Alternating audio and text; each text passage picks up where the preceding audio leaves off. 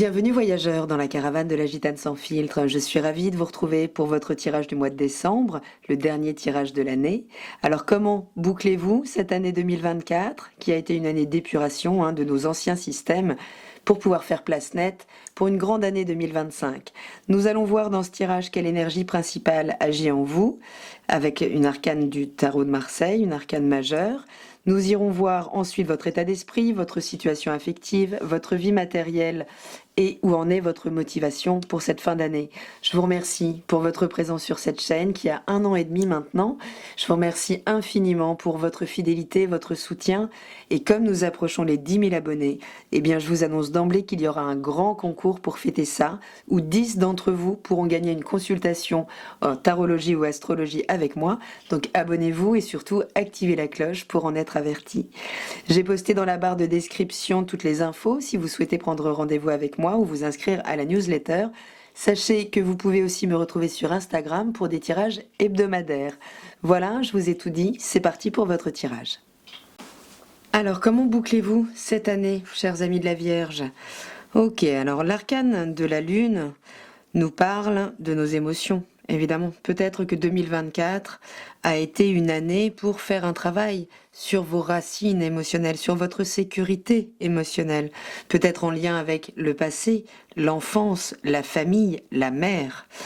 Donc ce mois de décembre pourrait être un bilan justement de la qualité de ces émotions que vous vivez, de leur réalité aussi, puisque la Lune floute la réalité.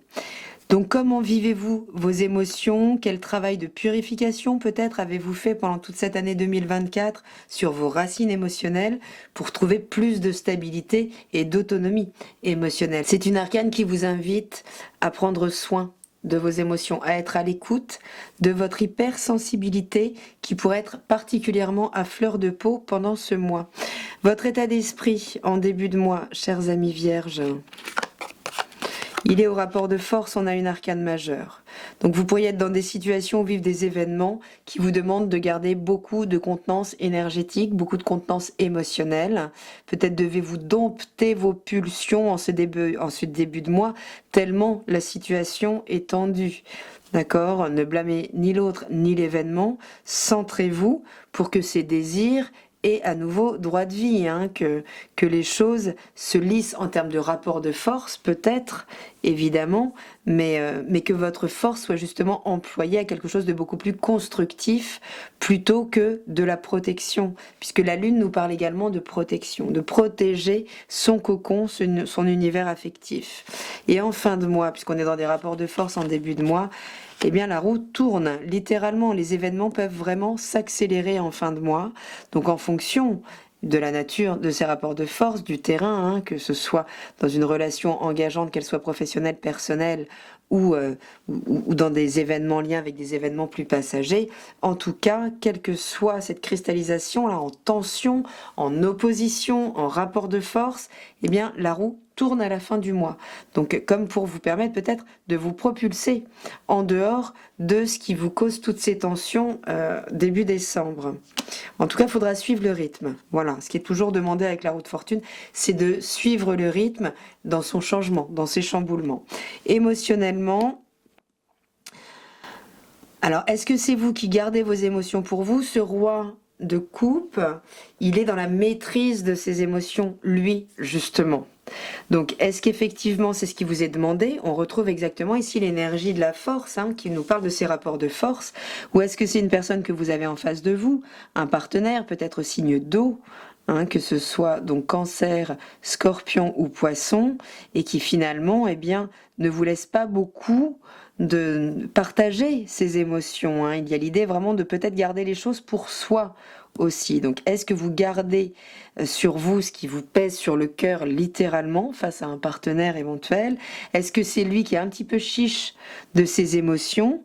Et peut-être essayez-vous de lui faire comprendre. Et puis, s'il ne le comprend pas, à un moment, ça passe ou ça casse. Mais en tout cas, vous, puisque vous êtes hypersensible, vous avez besoin que quelqu'un puisse peut-être accueillir ses émotions, puisse échanger avec vous sur ses émotions. Et cette figure du roi d'épée, elle est un petit peu rigide par rapport à ça. En tout cas, si c'est vous qui incarnez cette figure, vous saurez mettre les limites au débordement émotionnel que peut vous occasionner une relation ou au débordement émotionnel du partenaire. Et en fin de mois, on est clairement dans la combativité ici.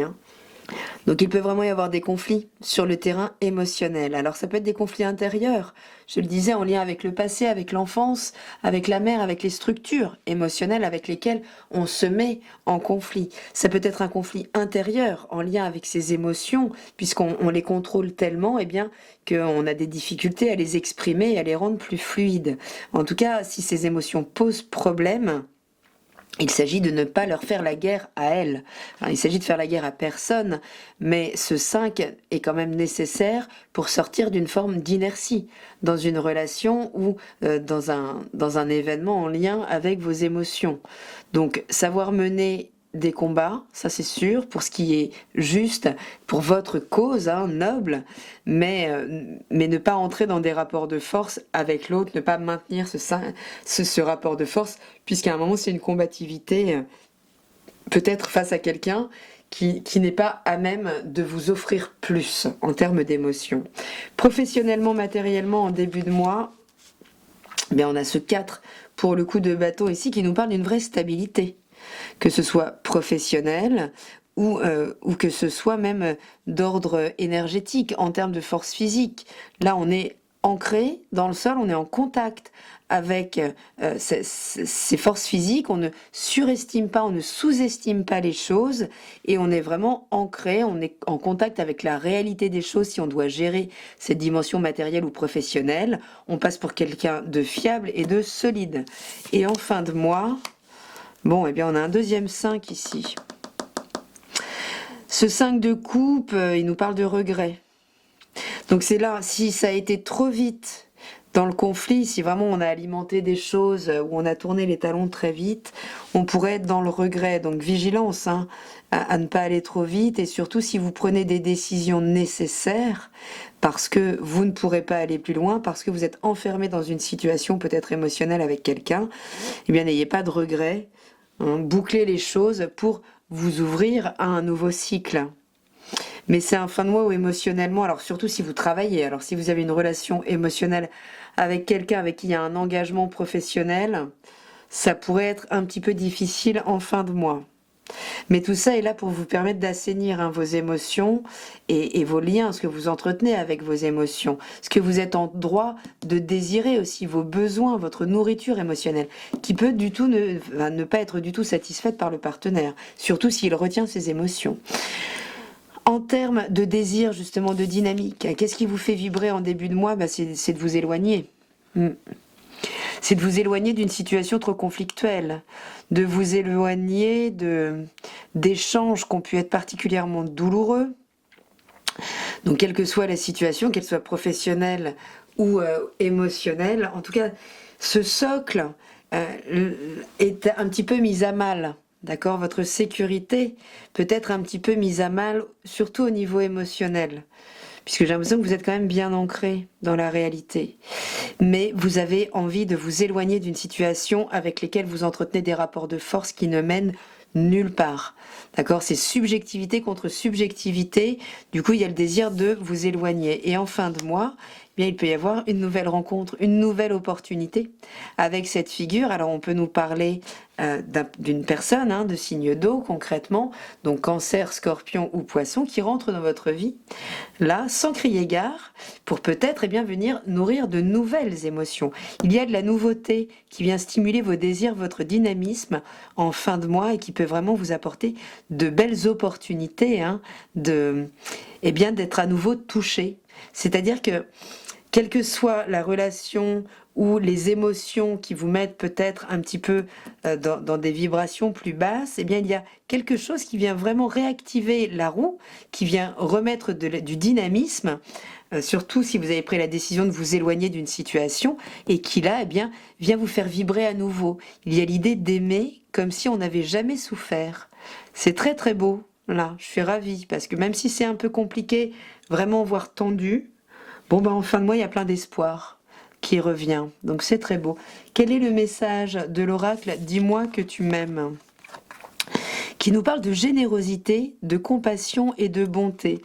Alors de mémoire, c'est sorti également dans le tirage de nos amis lions. Alors si vous êtes face à un lion, ici on a un lion d'ailleurs dans votre jeu ici, hein, avec qui vous pourriez être en rapport de force, eh bien on l'encourageait et on vous encourage aussi à faire preuve de plus de générosité, de compassion, de bonté, d'abord avec vous-même. Hein.